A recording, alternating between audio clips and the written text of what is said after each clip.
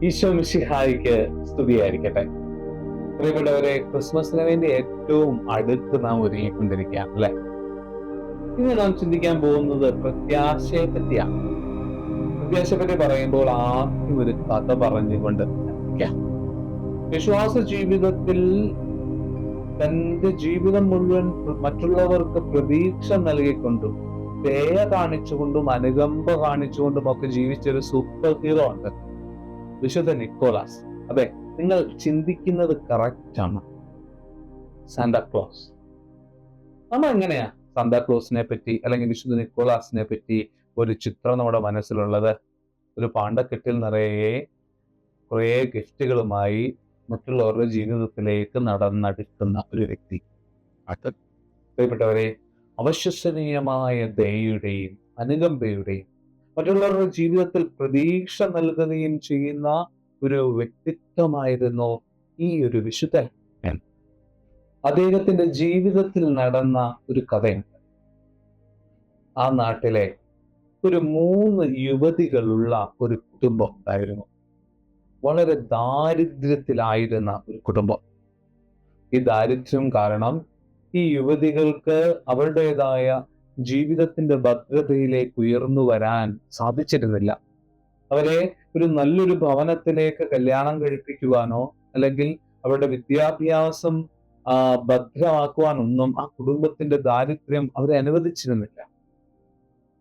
അതിന്റെ next level ഇപ്രകാരമായിരിക്കും: അവര് ഏതെങ്കിലും ഒരു ആളുടെ അടിമയായി മാറും, അല്ലെങ്കിൽ അവരെ വേശ്യാവൃത്തിയിലേക്കൊക്കെ കടക്കും.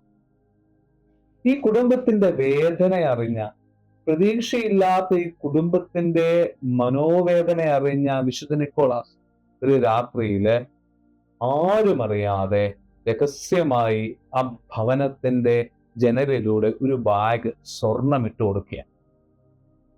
ആ സ്വർണം ആ 3 യുവതികളെയും അവരുടെ ജീവിതത്തിൽ അവർ ആഗ്രഹിച്ച പ്രത്യാശയിലേക്ക്, അവരുടെ ആഗ്രഹിച്ച ഭദ്രതയിലേക്ക് എത്തിക്കുവാൻ കാരണമായി. പ്രിയപ്പെട്ടവരെ, പ്രത്യാശ എന്ന് പറയുന്നത് എന്തെങ്കിലും ലഭിക്കുമെന്നുള്ള ഒരു സന്തോഷം മാത്രമല്ല, അത് മറ്റുള്ളവരുടെ ജീവിതം തന്നെ മാറ്റിമറിക്കുവാൻ ദൈവത്തിന് എന്നെ കൊണ്ട് കഴിയുമെന്നുള്ള പ്രതീക്ഷയും കൂടെയാണ് എന്നാണ് വിശുദ്ധ നിക്കോളാസ് നമ്മളോട് പറഞ്ഞു വെക്കുക.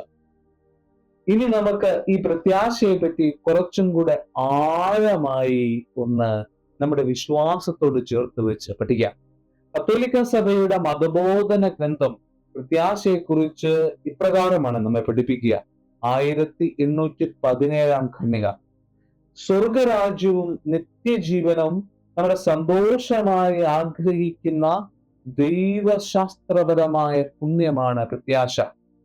ക്രിസ്തുവിന്റെ വാഗ്ദാനങ്ങളിൽ നമ്മുടെ ആശ്രയം നമ്മുടെ ശക്തിയിലല്ല, മറിച്ച് പരിശുദ്ധാത്മാവിന്റെ കൃപയുടെ സഹായത്താൽ പൂർണ്ണമായി നമ്മൾ സമർപ്പിക്കുകയും ചെയ്യുന്നതിനെയാണ് പ്രത്യാശ എന്ന് പറയുക. പ്രിയപ്പെട്ടവരെ, പ്രതീക്ഷ വെറും ഒരു ആഗ്രഹം മാത്രമല്ല എന്നാണ് സഭ നമ്മളെ പഠിപ്പിക്കുന്നത്. നമ്മൾക്ക് എന്തിനൊക്കെയാണ് പ്രത്യാശയുള്ളത്? ചിലപ്പോൾ ഇനി വരാൻ പോകുന്ന പരീക്ഷ നമ്മൾ നല്ലതുപോലെ പാസ്സാകുമെന്നുള്ളതായിരിക്കും ഒരു പ്രതീക്ഷ അല്ലെങ്കിൽ പ്രത്യാശ. അല്ലെങ്കിൽ ക്രിസ്മസിന് എനിക്ക് പപ്പ ഒരു ഗിഫ്റ്റ് മേടിച്ചു തരുമെന്നുള്ളതായിരിക്കും. പ്രിയപ്പെട്ടവരെ, ഇതൊന്നുമല്ല പ്രത്യാശ എന്ന് പറഞ്ഞാൽ. അതിനേക്കാൾ ഉപരിയായി ദൈവവുമായുള്ള ബന്ധത്തിലാണ് ഈ പ്രത്യാശ നിലനിൽക്കുന്നത്. ദൈവത്തിന്റെ പദ്ധതിയിലുള്ള വടിയുറച്ച വിശ്വാസത്തിലാണ് പ്രത്യാശ നിലനിൽക്കുന്നത്. എനിക്ക് പ്രത്യാശയുണ്ടെന്ന് പറയുമ്പോൾ എനിക്ക് ദൈവവുമായി കൃത്യമായ ബന്ധമുണ്ട്. അവൻ എന്നെക്കുറിച്ചുള്ള വാഗ്ദാനങ്ങളിൽ വിശ്വസ്തനാണ് എന്നുള്ളതാണ് നാം ചിന്തിക്കുക. നിങ്ങളൊന്ന് ചിന്തിച്ചേ, 100 കണക്കിന് വർഷങ്ങളായി ഒരു ജനത പ്രത്യാശയോടെ ഒരു കാര്യം ആഗ്രഹിക്കുന്നത് നമുക്ക് സങ്കല്പിക്കാനാകുമോ?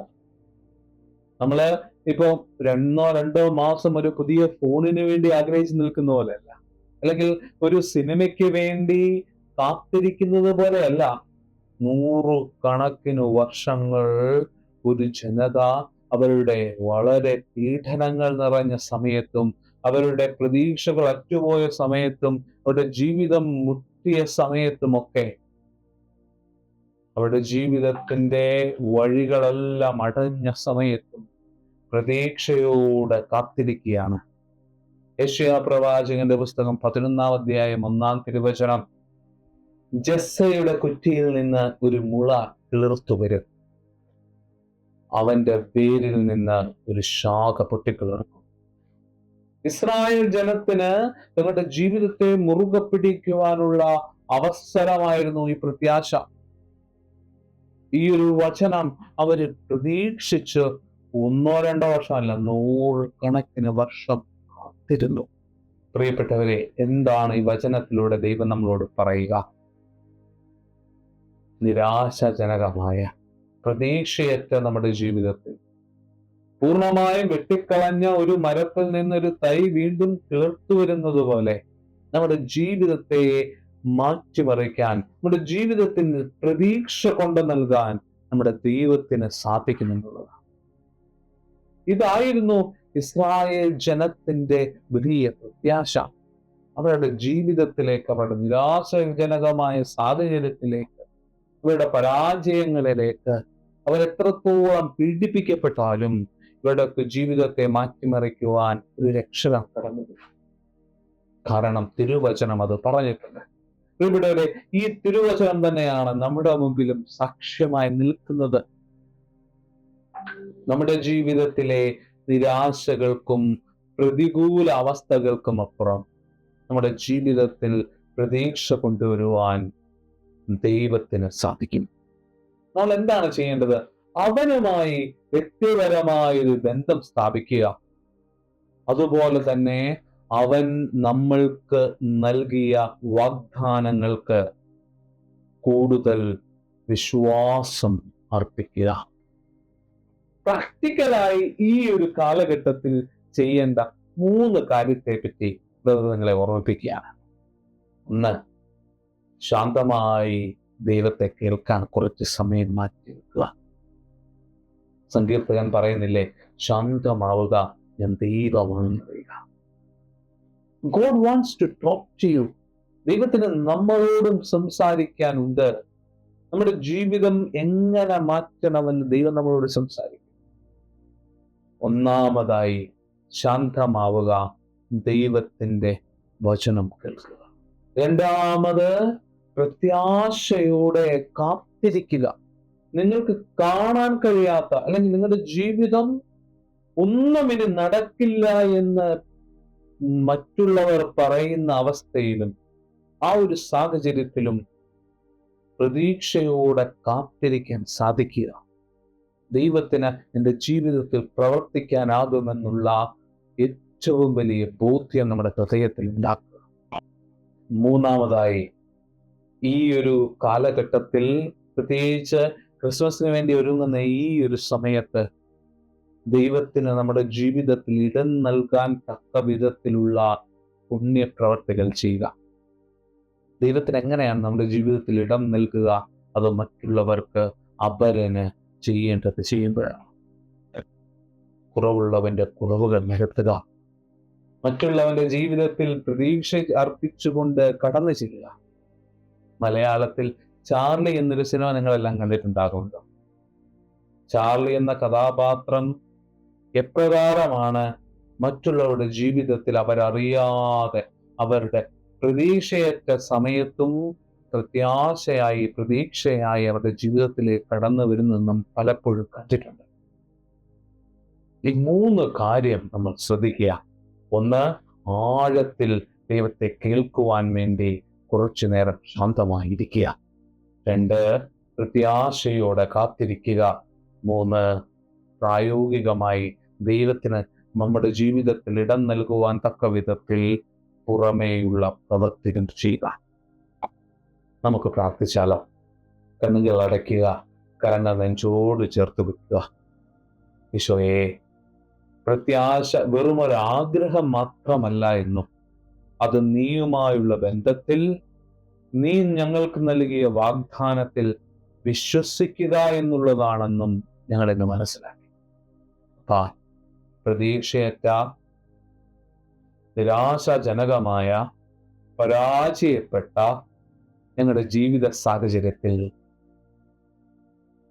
ഈ ഒരു ക്രിസ്മസ് കാലഘട്ടത്തിൽ പ്രതീക്ഷകൾ നൽകി ഞങ്ങളുടെ ജീവിതത്തിന് ആത്മാർത്ഥമായ മാറ്റങ്ങൾ വരുത്തുവാൻ നിന്റെ വാഗ്ദാനങ്ങൾക്ക് നിനക്ക് സാധിക്കുമെന്ന് ഞങ്ങൾ വിശ്വസിക്കുന്നു. ദൈവമേ, ഉണ്ണീശോയെ, ഞങ്ങളുടെ ജീവിതത്തിലേക്ക് കടന്നു വന്ന ഞങ്ങളുടെ ജീവിതത്തിന്റെ അവസ്ഥാന്തരങ്ങളെ ഒന്ന് ചേഞ്ച് ചെയ്യണേ. നീ ഞങ്ങളെ ബ്ലെസ് ചെയ്യണേ. നിന്നുമായുള്ള അഭേദ്യമായ ഒരു ഹൃദയബന്ധം കാത്തു സൂക്ഷിക്കുവാൻ ഞങ്ങളെ അനുഗ്രഹിക്കണേ. സകലതും പിതാവും പുത്രനും പരിശുദ്ധാത്മാവുമായ സത്യേക ദൈവത്തിന്റെ തിരുനാമത്തിൽ സമർപ്പിക്കുമ്പോൾ കൃപയോടെ കേട്ടുത്തരമരണമേ. ആമേൻ. പ്രിയപ്പെട്ടവരെ, ഈ ഒരാഴ്ച, ഈ ഒരു ഒരുക്കത്തിന്റെ നാളിൽ നമുക്ക് ഈ ഒരു പ്രത്യാശയിലായിരിക്കാൻ ദൈവത്തോട് ആത്മാർത്ഥമായി പ്രാർത്ഥിക്കാം. Ave Maria. God bless you.